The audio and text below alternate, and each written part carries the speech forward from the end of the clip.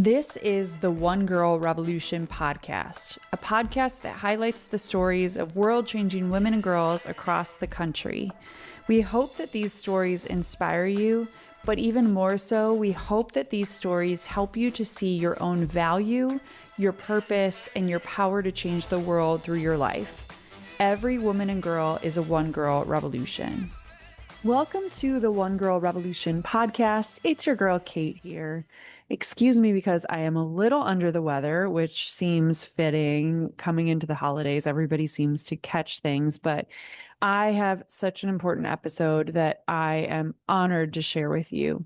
Today's episode is one I've wanted to cover for a long time. It's heartbreaking, it's painful, and it's one we all need to hear. We all do. There are far too many systems in our world that are broken, and tragically, many of them have failed us and they've failed our children. Today, you'll hear from a brave and incredible mama who lost her son in the most horrific way. But instead of staying silent, she is sounding the alarm. She is fighting to protect other children and to empower parents who are doing everything they can to keep their kids safe. This is a conversation that has stayed with me. It's one that's rooted in love, loss, and an unwavering commitment to protecting children and families when they are most vulnerable. Our guest today is Ali Kessler, the founder of Greyson's Choice, a powerful organization born out of Ali's deep love for her son, Greyson, and her determination to help other parents avoid unimaginable heartbreak and protect children. Greyson's Choice exists to shine a light on the very real dangers children can face in situations involving domestic violence, especially when warning signs are missed, minimized, or ignored. Even when a parent is desperately sounding the alarm, which was Ali's story and Ali's situation. Ali's work is centered on protecting children, empowering parents, and helping communities understand the risks that can exist behind closed doors.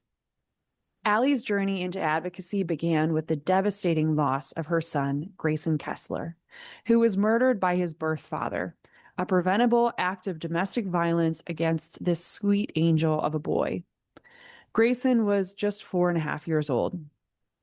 In the midst of profound grief, Ali made a courageous choice to turn her pain into purpose and to ensure that other parents facing similar situations could be heard, supported, and helped, and that Greyson's life would continue to save and help others. Through Greyson's Choice, Ali focuses on awareness, education, and support, helping parents recognize red flags, urging people to listen when safety concerns are raised, and reminding all of us that children's voices and their well-being must always be a priority. It must be the priority. This episode is not easy, but it is important. Every parent needs to listen. Every person needs to listen. And please, please, please share this episode with everyone you know. Please share it on social media. Change happens when people are aware that something is wrong, that a system is broken, and when we refuse to look away. We need to help amplify Ali's voice and her mission to save other children and families from the same heartbreak. Ali shares her story with honesty and courage, offering insight, wisdom, and a call to action for anyone who cares about protecting children and supporting families navigating dangerous situations.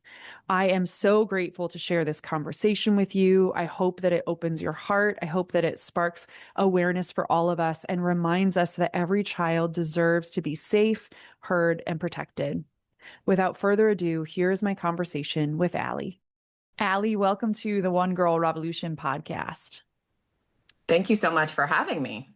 I am so honored and so excited to have you on the show. I stumbled upon your story through Dr. Ramani's network. I had seen an Instagram video and reached out to you, which happens so often on this podcast where I hear of a story or I see something, and I'm so grateful that you made the time. I know that your story is so important to you to tell, to help other people. And the work that you're doing through Greyson's Choice is so critical. So I want to get into all the things, but before we get into your story, the work that you're doing, Grayson's story. I would love to rewind and hear a little bit about who you are, where you're from, and maybe your story before you became a mama. Yeah, sure. So I grew up in New York. I moved to Florida when I was in high school. Graduated from University of Florida, moved back to New York, got a job in advertising, moved back to Florida, moved back to New York. I always did sketch comedy. I worked in an adult sleepaway camp when I lived in the city. Yeah, I've always just been very into, education, and I went back to school twice since I graduated to get other degrees to further my career. And yeah, just always been just a very normal, grounded person until Grayson died. So let's get into Grayson. I guess, tell me like about the moment that you found out that you were pregnant, because I think that that moment for so many people is an exciting moment. It can be scary, so many emotions, but tell me about that. Sure. I mean, so I had just moved back to Florida from New York City for a job offer, and I took it and I moved back. My family was very happy, and I was pretty much done with New York at the time. And I'd say about 2 weeks after me being back, I found out I was pregnant, and obviously it was a shock. I wasn't um, dating the father, and I had left New York. So, I knew that I was on my own. And at that time, I was 39 and I had, a good job, a good career. And I just decided that I was going to go ahead and have that baby because I could provide for it. I could love it. I always wanted to be a mom, and it was just seemed right. So I told my mother, and she actually moved in with me to help me, and just went from there. What was Grayson's father's response to it? Because I know that it was polar opposite from yours. Right. Well, he wanted no part of it. He tried to get me to have an abortion.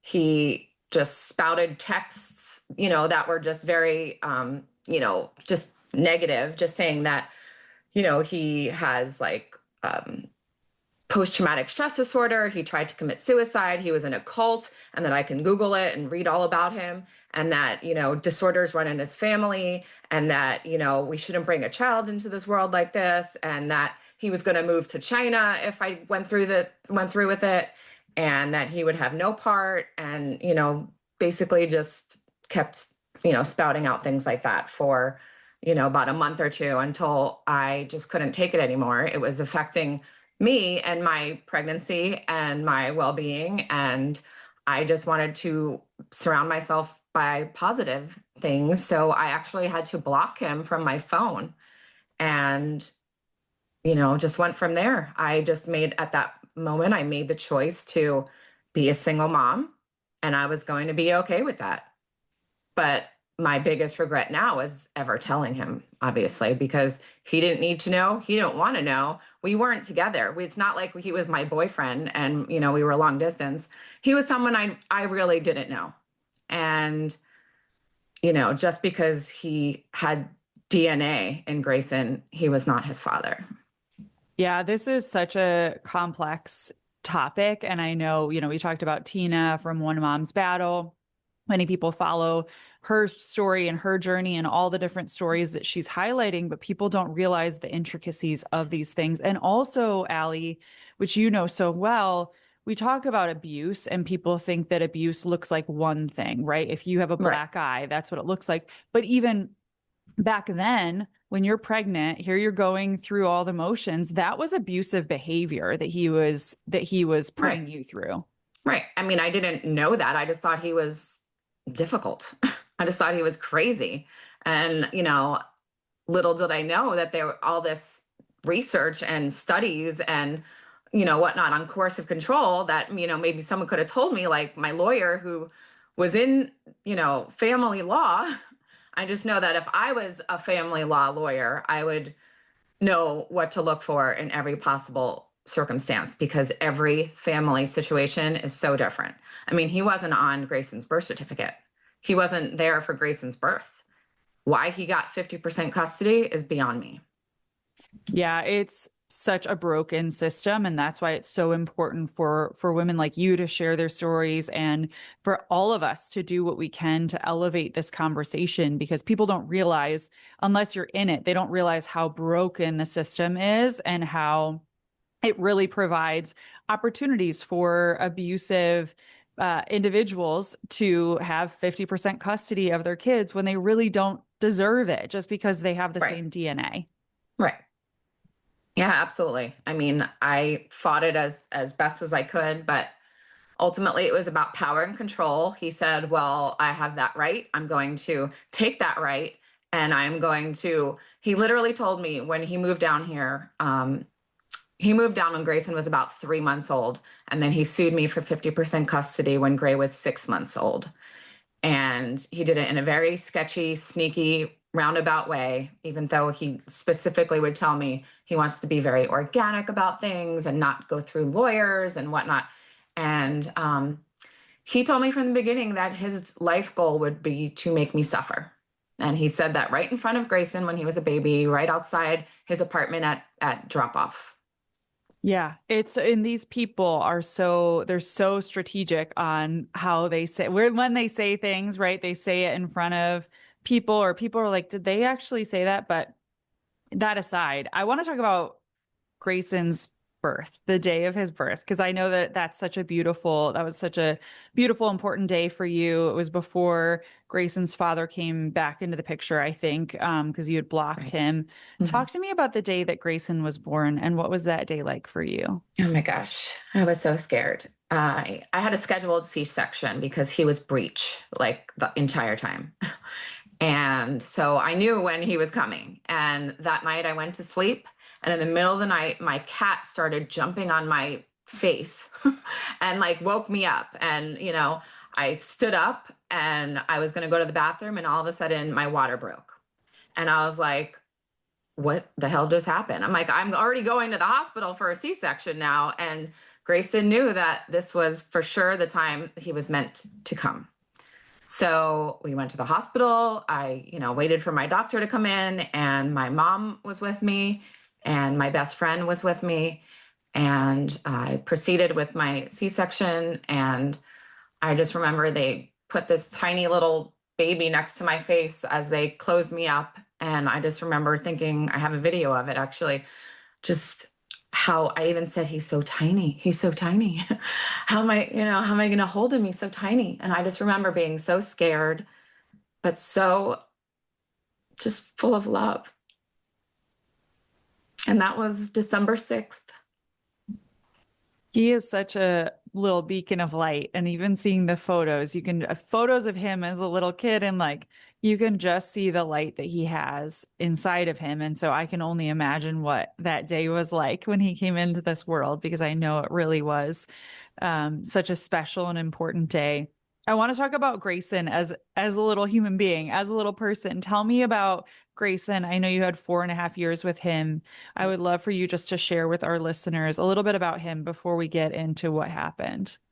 Well, I'm sure every mother or parent says all the best, right things about their child and how beautiful and whatnot, but Grayson was seriously special. I mean, not only was he absolutely adorable with his blonde hair and raspy little voice, and he was literally the funniest thing I've ever seen and so incredibly smart that his preschool teacher who was getting him ready to go into pre-K when we had our little, end of the year session, said that he was kindergarten ready, and she's never had a student that advanced in, as a 4-year-old. I mean, he was writing his name and he'd be like, "Mom, what's 4 + 9 + blah, blah, blah?" I'm like, "I don't know." And he'd know a math problem. And he would just say the funniest things.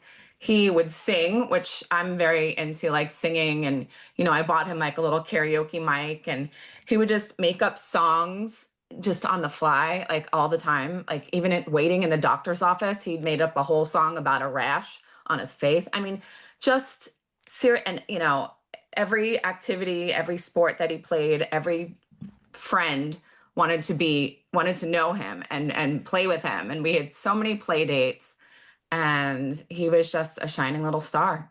Yeah. He was unlike any other kid.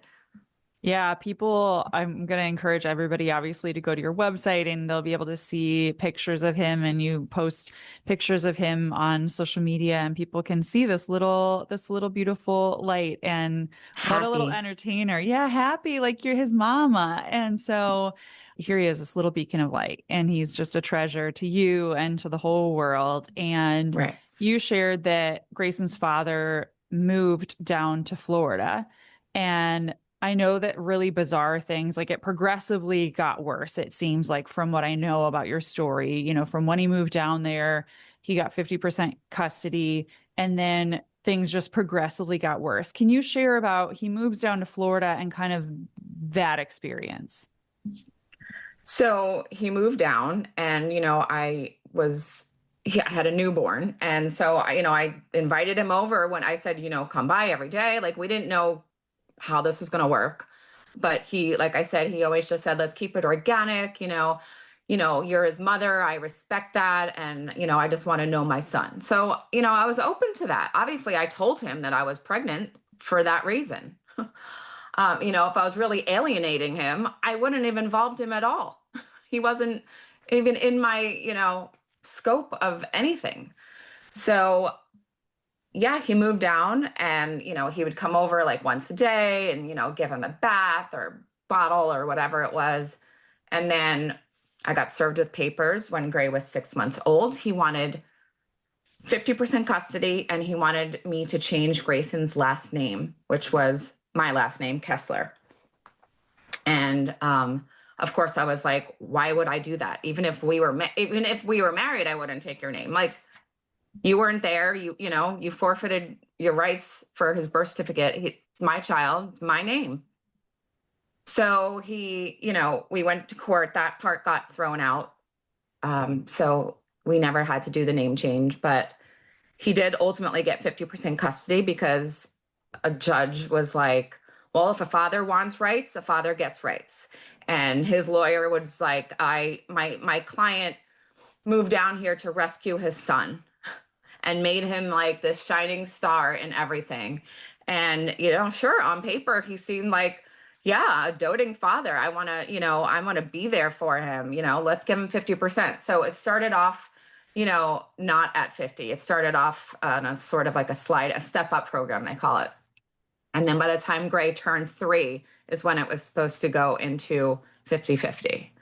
And our schedule was like 2 on, 2 off, or something like that. So every 2 days he would go back and forth, which was a lot for Gray. And, especially when he's that young and adjusting to sleep schedules and feedings and nighttime rituals and things like that. And he started acting out a little as, just a newborn. He didn't sleep well. He would have night terrors. He'd wake up in the middle of the night, like kicking and screaming and crying and not even knowing that he's doing it. Like, I'd talk to him and he's not really awake. And just little things like that. Ultimately, that passed as he got older. And yeah, I mean, it was tough. It was tough. I just knew that, I came from a divorced family. My parents were not together. I just know that it's so easy for children to bounce back. At the younger they are, even the better. And that, Grayson's father would always say, how could I bring a child like this into the world? This is not humane. And, children are supposed to come from love and together, 2 parents, whatever. I'm like, do you know how many families or kids come from a divorced family these days? I'm not saying it's great, but it's very normalized. He wouldn't be the only one. He wouldn't be the only one in a school that has a 2-family household. And I always knew that, I wanted to give Gray everything that I had and more, because I wanted to make up for the fact that he had this, two house, life. And I just made everything a little bit extra. We went to water parks all the time, and, we'd go to Disney World all the time. And, I just wanted everything to be really special. You're exactly right, though. Kids are so resilient and kids come into the world in all different types of ways. And it's just sad when somebody is even like speaking that out into the world. It just shows so much about his character and what he Right. saw in his own life. And yeah, Well, it's and just, he came from a divorced family as well. So, I guess you can look about it two ways. You want to do, but I feel like every parent wants to do better than their parent, right? That's the goal. We all strive to do better than what our parents did. So in his, circumstances, I'd be like, okay, this is my chance to do better than my parents did for me. And it didn't work out like that. Instead, he was brainwashed in a cult and he did not have a good upbringing, whatever that was. And that's what he came into our lives with.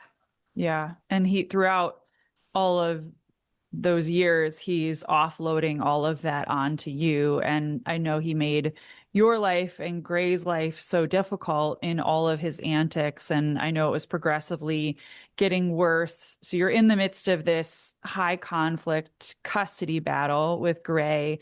And I know also you kept going to the court and saying, oh, this happened, this happened. Like you had so much that you were bringing in front of the court. And it seems like, from what I know, that they still were like, well, he's his father. He should have 50%. Is that Yeah, how I it mean, went we did down? mediation, we did arbitration, we did all different things because he would constantly break, be in contempt of something. I mean, when you look at each individual act that he did, whether it's, a disparaging text or this or that, or, refuse to pay for school, or just he just made everything difficult. But each little piece, one, as one, didn't seem like enough for, a judge to step in. But when you put everything together and you look at all the patterns, then it's clearly, showing that this person is unwell, number one. And, it's not okay to make someone's life a living hell for no reason. It's not like we were together and he was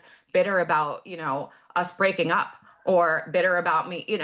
What the reason was that I decided to have a child and try to be happy ultimately. Every woman, every girl.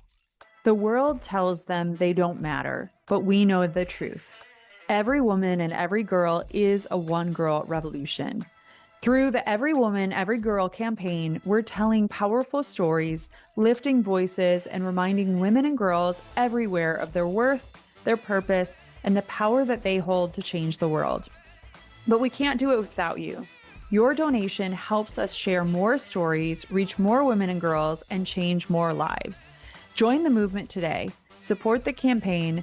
Donate at onegirlrevolution.com/donate. That's the number onegirlrevolution.com/donate.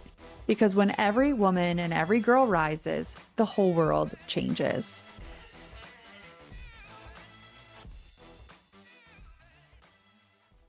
So you're going through all of this, and I know in January 2021 is when things were like progressively getting worse. You found a tracker in your car, you started dating somebody, and it was Right. almost like they were amplifying. Can you talk about that chapter? Right. Well, like I said, throughout the entire, 4.5 years, there was always an example of some sort of erratic behavior from him. It's not like it just happened that last, month or so before. Um, but yes, from a couple months leading up to Grayson's death, he started creating like fake social media accounts and contacting me as someone else. Um, I guess to try to get me to talk about my son. I'm not sure. He just knew things that he shouldn't have known, like my whereabouts and things like that. He was like, "Yeah, I saw you on the road at 3 a.m., swerving." And I was like, "What the hell are you talking about?" And then I would even ask Grayson sometimes. I'm like, "Gray, did you tell Daddy we went to Aunt Erin's house for dinner?" And he'd be like, "No." And I'm like, how did he know that? Like, how did he know that?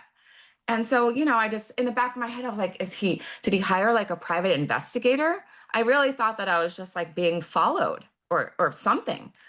And, this kept happening. And I was like, you know, one day I just couldn't take it anymore. And I was like, you know what? I'm going to take my car to the shop. I went to my local like Firestone station where I get my oil changed.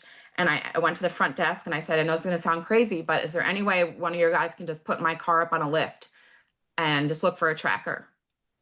And the guy said no. He said they are too busy and that they couldn't do it. So I drove around back because that's the way I had to get out. And I actually just stopped in front of a mechanic and I said, I'd explained the story a little bit. And he was like, yeah, absolutely. And he took my car, put it on a lift, came back out within 5 minutes. And he's like, is this what you're looking for? And sure enough, it was a tracker. And so I immediately took it to my local police station to file, a report and, go from there. It's so frustrating with that kind of stuff too, Allie. Police are not trained in many cases what to do in these situations, right? So they're like, oh, thanks for the tracker, but like, well, we can't look into it. And I know that gets even more, it gets even deeper, in what happened with Greyson, where the police were like, well, we can't break down the door, and we'll get Right. into that. But it had to have been so terrifying for you as well, like going through this whole situation. You're just trying to do what's right for your kid. And Right. then you find out that there's a tracker. I know you had started dating somebody. You're just trying to be Yeah. happy and you're trying to be a great mom to your kid and live your Yeah. life. And this person is just doing everything in his power to make that impossible. Right. He didn't want me to be happy. He didn't want me to, he blamed me for what he says ruining his life, even though I said, go back to Jersey, go back there. Nobody is asking you to stay here. Like, we'll figure it out. And, I gave him, towards the end of their lives, he wrote me this insanely long email. And in it, was just all these different things about, his behavior and why he is the way he is and whatnot. And, I'm reading, and then, part of him is like, you're crazy. I hate you. You're disgusting. You're a pig. And then 5 minutes later, he'll text me, let's get married. Let's take Grayson to Hawaii. Let's be a family. Like just within the same 5 minute span of you're disgusting.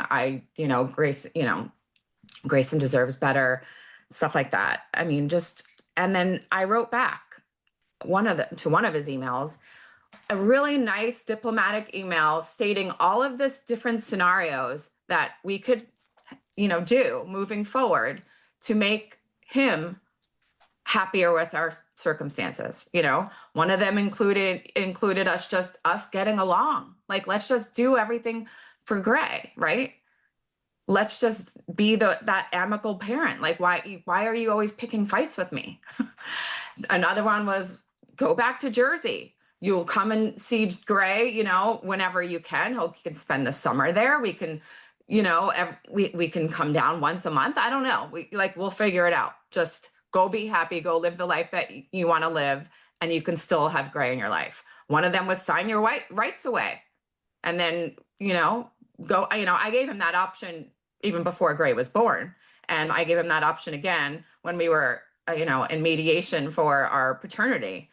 And he denied all of that. So he didn't even want to explore normal, viable options for us to both be happy with our child, whom he did love, or his version of love, got along with, played with, laughed with. They had friends, seemed like a very doting father to the rest of the world.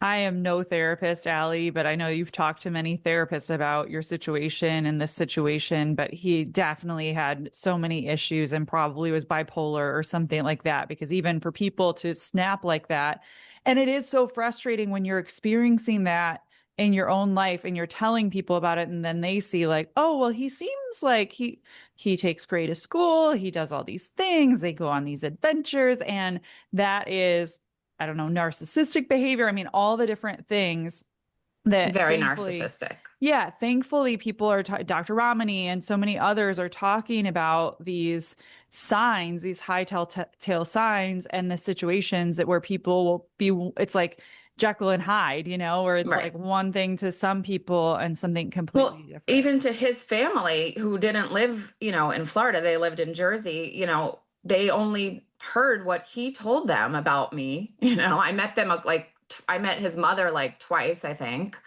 Um, so they, everyone else just heard what, my story or his story. And, every single day when I would get these texts or when he would violate our, order with not using Talking Parents app, or when he wouldn't pay for Gray's school or camp or agree on a preschool, or, all these different things, I would just constantly send screenshots or emails to my lawyer and be like, I can't take this anymore. Please help. I literally would write emails in the subject, help, I need help. And nobody seemed to really give a shit. So, at that point, I was just like, okay, I can't live like this. Like, it's like in this limbo where you're just like, he's not, well, he's not killing anyone yet, but he's making my life miserable. Even, and, the only thing that ever made me go on was the fact that Gray was so beautiful and such a joy to be around that, I just let it roll off my shoulder. And yes, he was very narcissistic. Everything was, I'm here, you're there, I'm this, you're that, Gray deserves so much better, and just made me out to be this horrible person. And I was reading a book called Co-Parenting with a Narcissist, and everything that I read said to just not engage and not reply, not respond. So, I would constantly tell him, unless this is like logistics about pickup times or schedules or, emergencies or whatever, do not text me because I am not going to text you back. And of course, that didn't happen. So I would do my best to never reply, because the more I replied, the more he'd throw back at me. And, a few times I would, just because it was maybe something where I felt like I had to defend myself. And, yeah, I just did my best to just let it roll off my shoulder and just continue to be Gray's mom. Ali, you are so inspiring, and just the fight that you've been through. And I know it's continued in so many different ways now, but just you fighting for your son, and being such an incredible mama. I know it's so inspiring to other women, but I know that other women are listening right now and they say, I know what that feels like, because there are so Right. many women and they don't talk about it necessarily, right? They're not like just airing their grievances on social media, and they're just putting their head down and powering through. And that's what you were Right. doing. Right. And just I was like, like, it's hey, got to get better, right? As Gray right. gets older, it's got to get better. Right. And so it's so important for women like you. And I'm so grateful for you sharing your story, because it gives other women courage and gives other women the ability to know that they're not alone. And we need to And continue they're to, not crazy. and they're not crazy. And we need to continue to advocate for women's voices and their stories, and obviously for their children. So, Right. um, Allie, I want to get into the day that you lost Grayson. Something really horrific happened. And I would like for you to tell your story in the way of that day and the way that you want. So I just want to create the space for you to tell. Okay. Well, it was actually over a course of about 3 days, unfortunately. I received some more text messages that week, the beginning of the week, that said, I want to see your head separated from your body. I'm not the violent type. God will take care of that. Something along those lines. And that really freaked me out. And, there were also just very erratic texts. I'd wake up in the morning to like pages of text messages, which is just not normal, just not normal at all. And this is, right at the time I thought someone was following me. He started contacting my boyfriend, and pretending that he wanted to hire him for swim lessons, and just, he started just doing like just very bizarre things aside from that. And again, also made it difficult with school and camp and whatnot.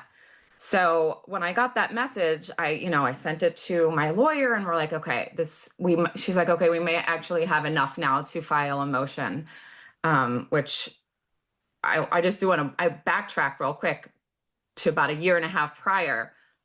We had another situation. It was like during COVID, and my lawyer filed a petition for to change our time sharing and to get a psych eval on him.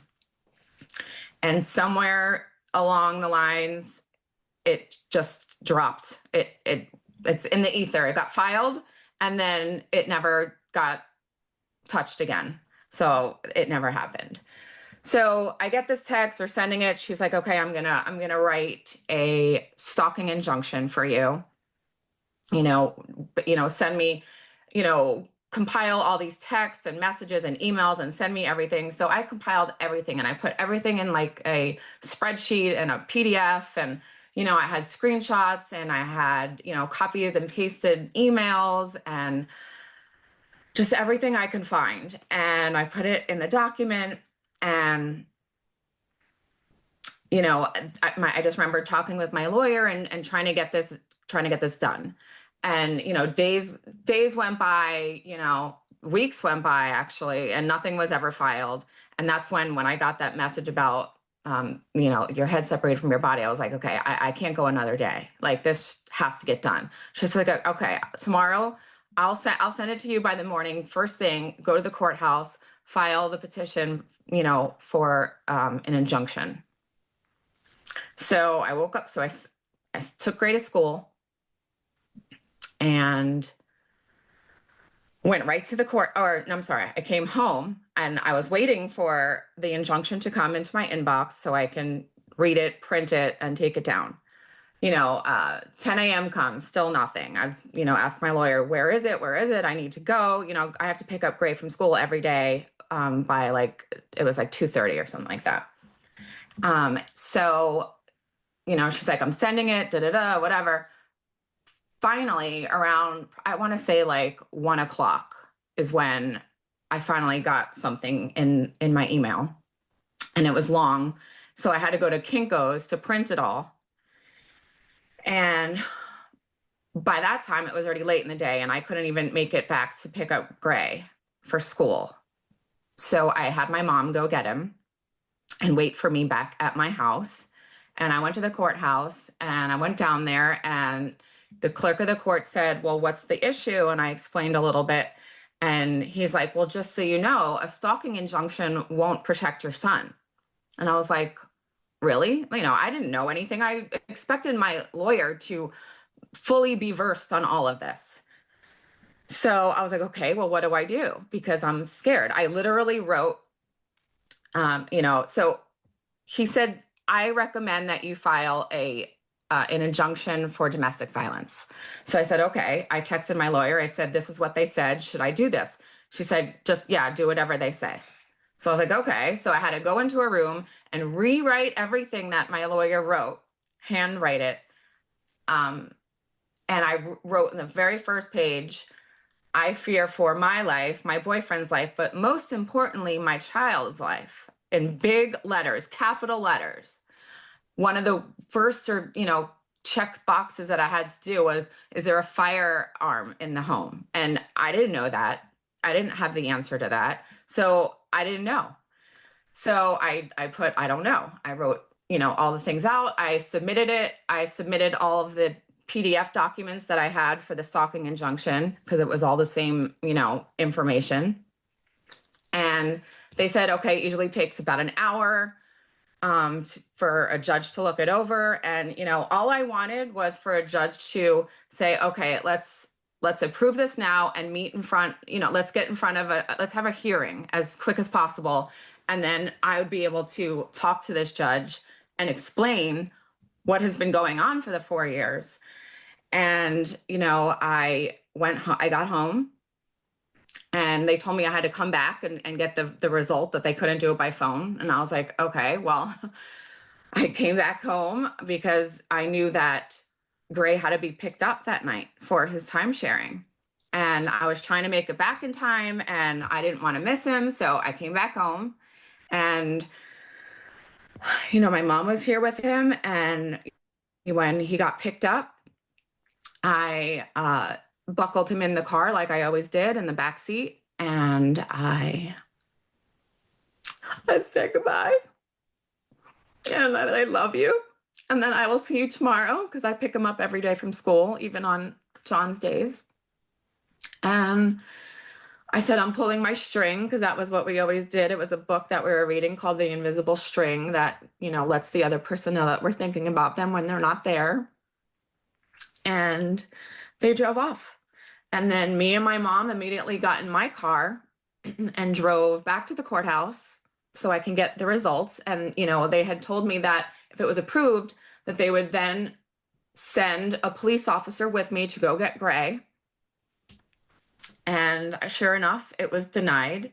It just said not enough evidence and that the threats made were to me and not my child, which to me is just insanity because I'm always, like if a human being is hurting another human being, what does it matter who it's to? I don't care if it's a dog, I don't care if it's anyone. They're not a good person. They should not have a toddler in their presence. And so we got home, not even in my car ride home, I got a phone call from Grayson's father asking what I was doing down there because he happened to have lived right by the courthouse. So I was afraid maybe he saw me or how did he know? And he was just like, what are you doing at the courthouse? I was like, what are you talking about? I was like, I'm with my mom, just giving some excuse because it was denied. And he didn't even need to know at that point because he would have never have known. And it's not like he would be served with papers or anything. But little did I know that the tracker was already there. And it was the following day that I woke up and took my car in to find the tracker. So he had tracked me to the courthouse and knew that I was doing something.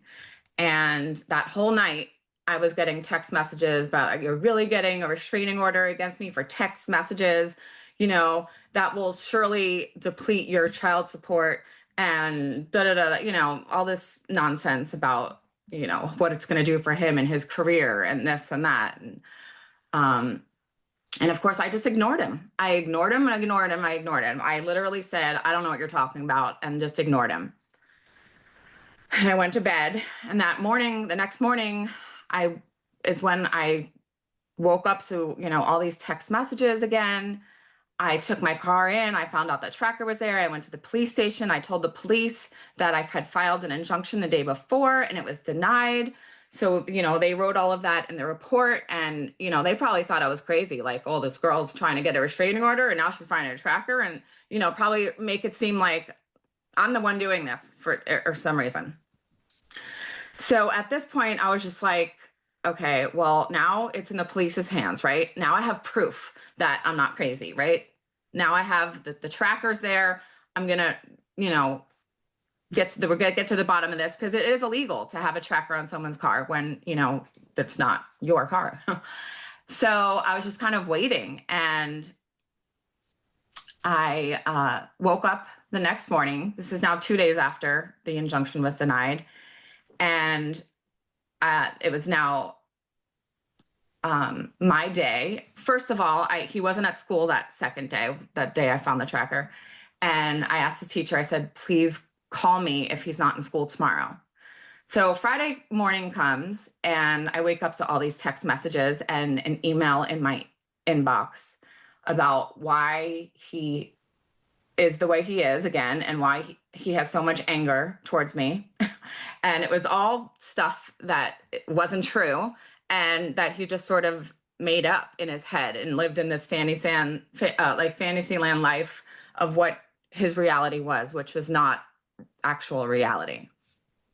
And I called him, I messaged him. We actually messaged back and forth like once or twice that morning on Talking Parents. Because he wanted to take Gray to a vacation that summer. I don't even know. And then he, I said, are you taking Gray to school? And he's like, no, I'm feeling a little unwell. I think we're going to stay home and you can pick him up from here, something like that. Anyway, to make a long story short, that morning, it was now my day. And I called his teacher and he wasn't dropped off at school. And I called the police and I asked for a police escort to go get my son. And they met me in front of the building, which was a gated community, so I couldn't get in, without an escort. And I explained the situation. They had me show him my agreement, our time sharing agreement, and they're like, well, even if we find them, we can't just take Gray and give him to you. And I said, why not? Like, it's my day. It's clear. It shows that it's my day. It's, it's kidnapping, you know? Um, and they're like, well, no, you would need to go get an emergency pickup order. So they go and knock on the door. Nobody answers. They're like talking and doing. I'm like hysterical. And, there's actually body cam footage of this, which I post all the time because it's just so disgusting. And when I listen to it, I hear them talking about, all this nonsense and, like, well, he's probably like in the bathroom or something. And I'm like, okay. So they leave. And I go back to the courthouse and try to get an emergency pickup order because now they're like, well, they said, this is family law. We can't help you. You're going to need an emergency pickup order. So I tell my lawyer, we need an emergency pickup order. So she files one. I go down there because she said she was at a T-ball event with her son and she couldn't get there in time. So I went to the courthouse and also, tried to do something on my own. I went back home. I called his family in Jersey and asked if anyone has heard from him, and told them a little bit about what's going on. And they said no. They spoke to him like maybe a day ago, and everything was fine. And I said, please, if you hear anything, let me know. And then the day just kept going on, and I got on the phone with like Child Protective Services and Broward County Sheriff's Office, and they kept sending out officers to the apartment for wellness checks. And, sure enough, just getting just knocking on the door and no one answers and then would leave. And then, this point, it's like late in the day and the, Child Protective Services are like, well, we just can't send another body out, until tomorrow. Like there's been 5, nobody's answering. I found some people in the building verified that his car was in fact parked in their parking garage and that there was a car seat. Cause I'm like imagining all these different things. I'm like, well, maybe he took Gray to Jersey. Maybe, if he took the car seat, maybe, that means they Ubered somewhere. I don't know. I'm just trying to like think of everything, So, I spoke to one of the families that live in the building that know Gray because their kids play together. And they said that, they'll try calling him, they'll try knocking on the door. They got no answer as well. And finally, I was able to locate who the owner of the condo was, who lived out of state, and explain the situation. And I said, well, is there another key? They said that, there was like a handyman in Miami, which is like an hour away. They were trying to get in contact with him, but they couldn't. And finally, I was like, well, what if I hire a locksmith? Would you permit that? So they agreed. And we called, the police officer again. And I said, well, they agreed for me to hire a locksmith. Okay. So, which, I had to pay for. And so the girl in the building that lived there coordinated with the police.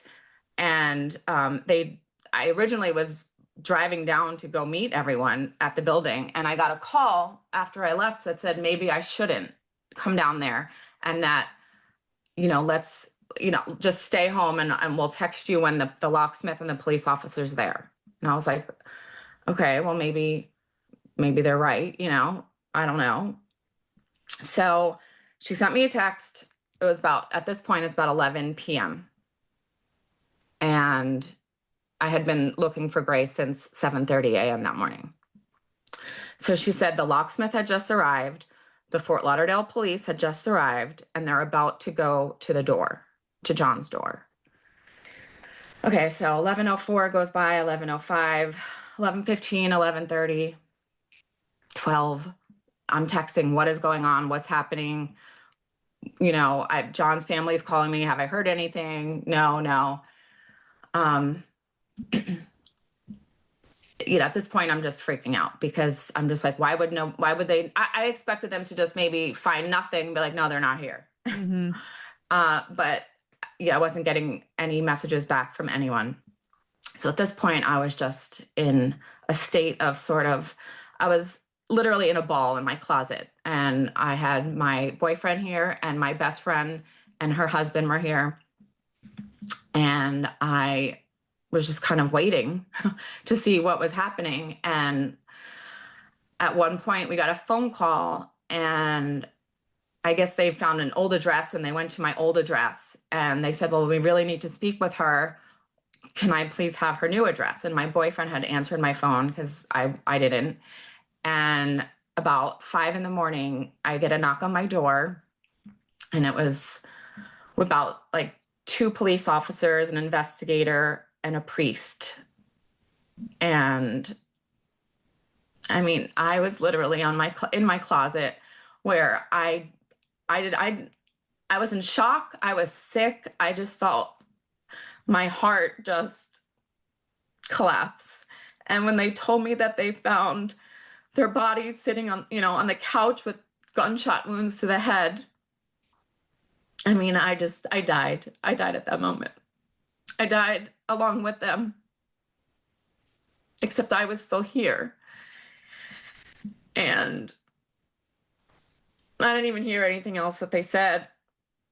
I just know that his family was still calling me. And, I had found out later that, his family in Jersey was also calling the Fort Lauderdale police saying, I believe that there's a toddler stranded in an apartment. My brother is unwell, help. And they wouldn't help because they're like, well, why do you think that? And they're like, well, we just have a feeling. And they're like, well, we can't go in on a feeling.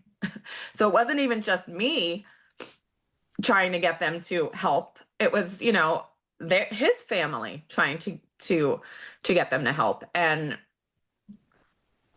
it just, yeah, that was the end of Ali as I know her. Ali, you are so amazing. And like, I can't even, there are no words that I can say, but I'm so sorry that that happened. And uh, it's so angering to me because this is not the only story that happened, that something like this has happened. And it's like, at what point is the world going to wake up and say, we need to protect kids? We need to put kids first and foremost in the front of our mind, whatever they need, whatever, and make sure that we advocate for them because yeah, it's so angering. Like looking back, Yeah. and all of the facets of your story and your experience, and all the times that you called the police, or all the times that you filed different things with the courts. And Well, even just that day, there were so many things wrong. Like, one, I shouldn't have had to have jumped through all those hoops to find my child and hire a locksmith on my own. I mean, for them to tell me, well, this is family court, that they can't help. I'm sorry. My son has been missing for 2 days. Actually, his father's been missing for 2 days. This is either an Amber Alert that should have gone off. This is a missing person. This is two missing people. At this point, when is someone going to help you? And you can't just say, oh, this is family court. yeah. Well, and in the day and age, like it's not like this was 25 years ago, right? When it was like, I think back to the different times when like kids were missing or different, it was like things on Right. a milk carton, right? And it's like, I don't even know how they found Yeah. found those kids, but it's like Well, in the day and age that we live in where there's social media, they can track everything, right? The police yeah. can track everything. Phones, like all the Well, different they like literally said he's not missing, he's with his father.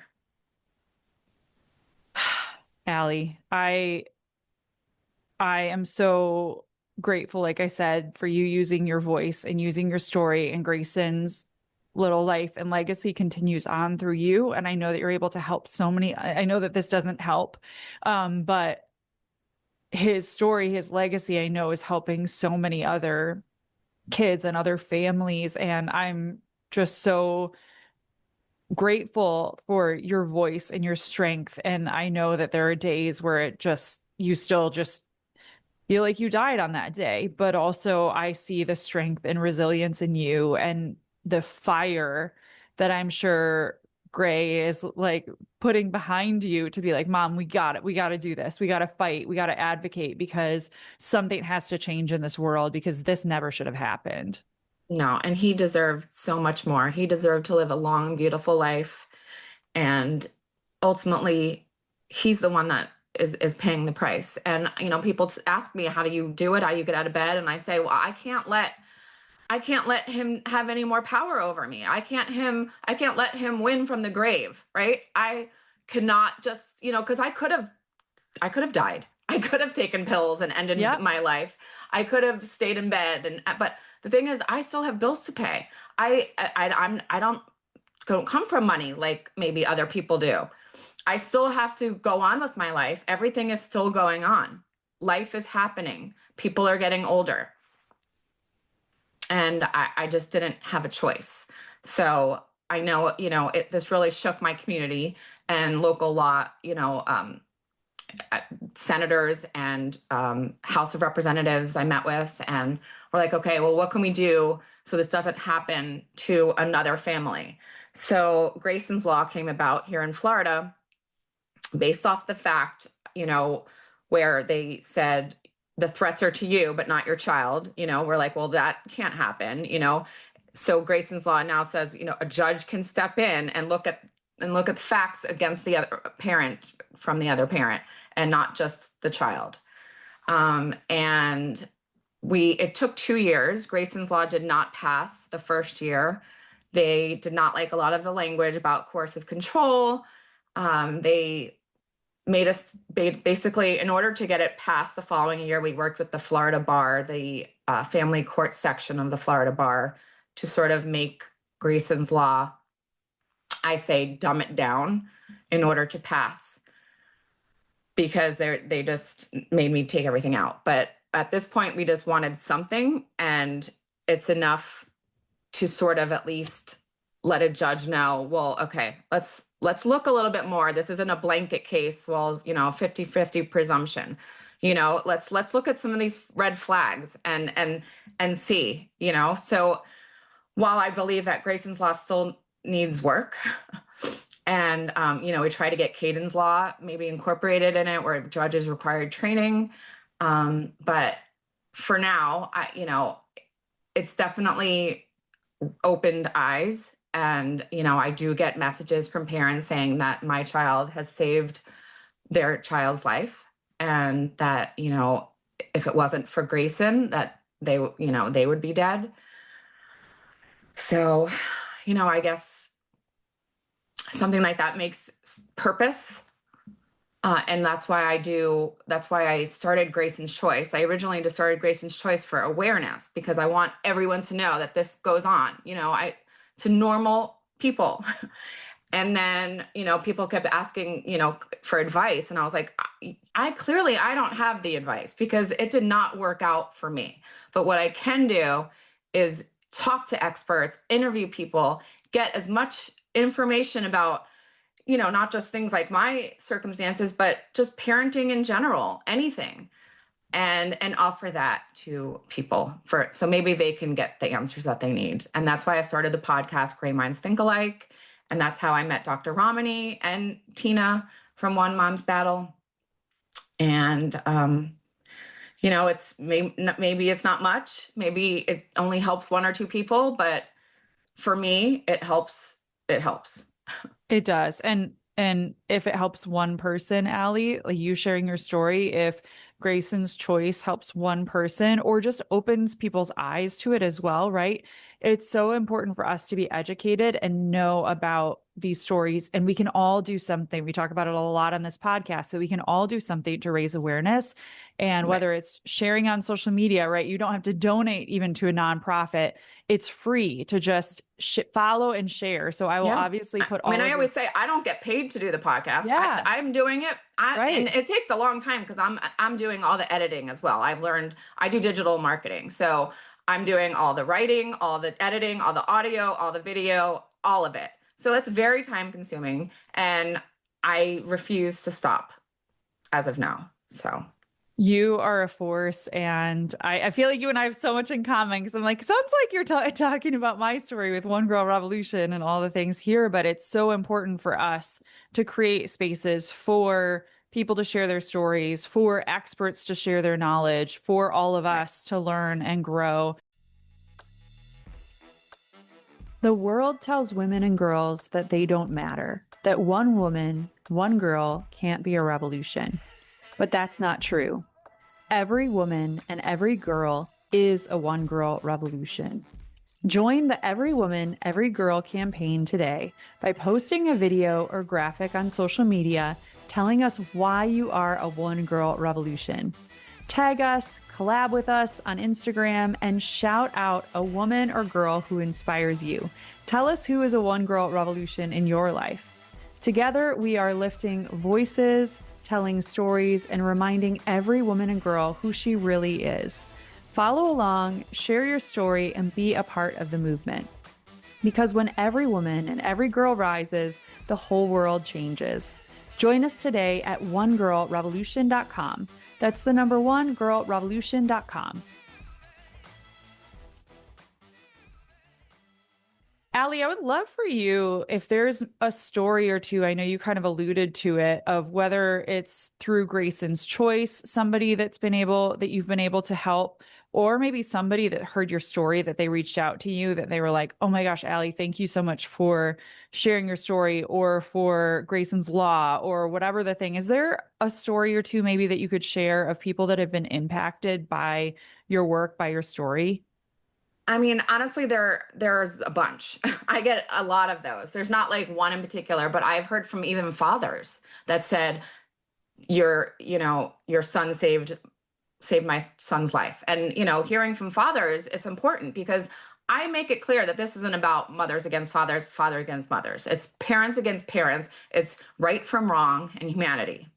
So it's important for everyone to know that this can go both ways, and that shouldn't be the factor. But yeah, I've heard from parents that said that they cited Grayson's Law in court, and they were able to get the custody revoked from the other parent.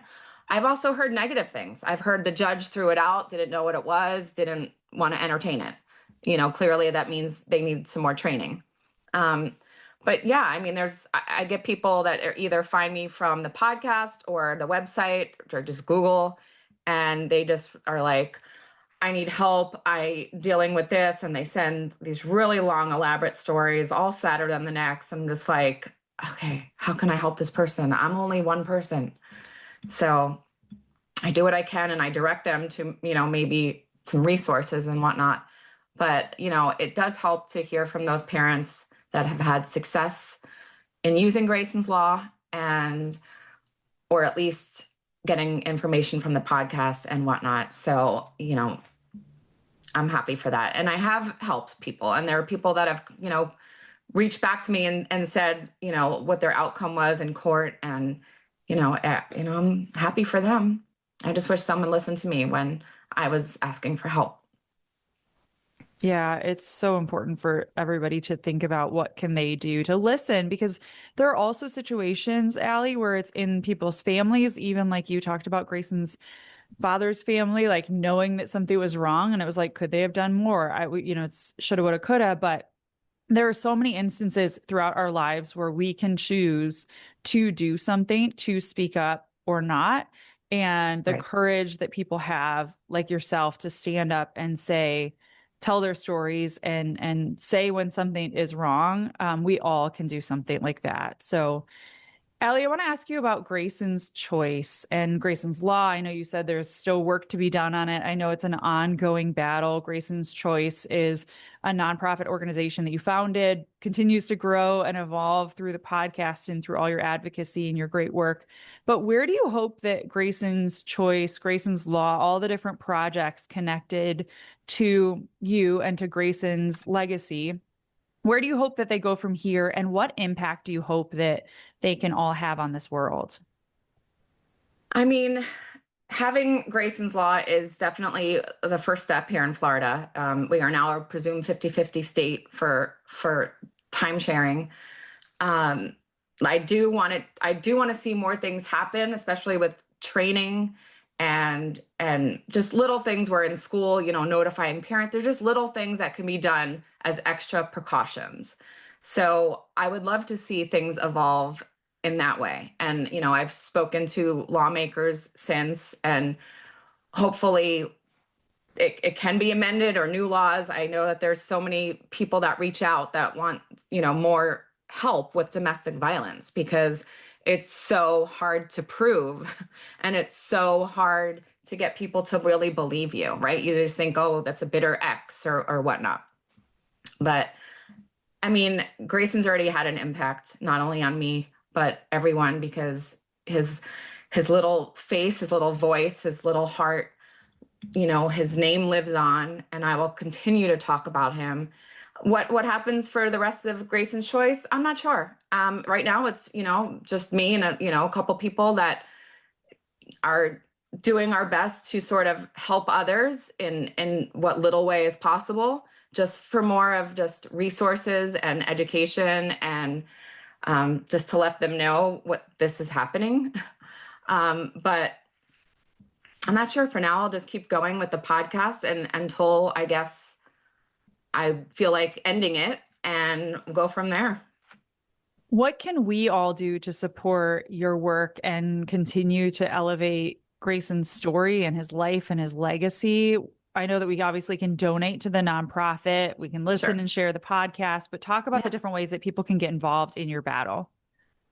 Well, I mean, all that stuff helps obviously with the donating and stuff because that's what's going to keep the podcast going so I can afford to do it. And, everything else, I mean, look, I hope to one day write a book about all of this because everyone needs to know all the little details that maybe aren't written in the newspaper, all of the little things that went on from day one, when he started throwing Grayson's clothes on our lawn, in front of him, and just everything. And just show that regular people are capable of doing horrific things. And that's something that I feel important to do. And I also started writing a children's book about grief and loss. It doesn't necessarily have to be about death. It could be about maybe a child moving away and whatnot. And yeah.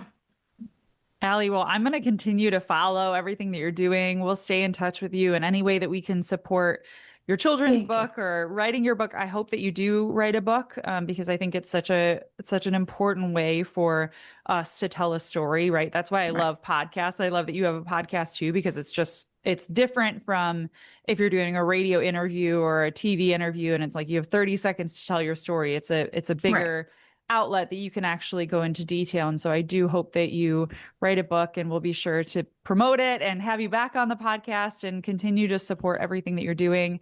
I will put all of your links to your social media, the website, the podcast, everything in our show notes so people can easily get in touch with you.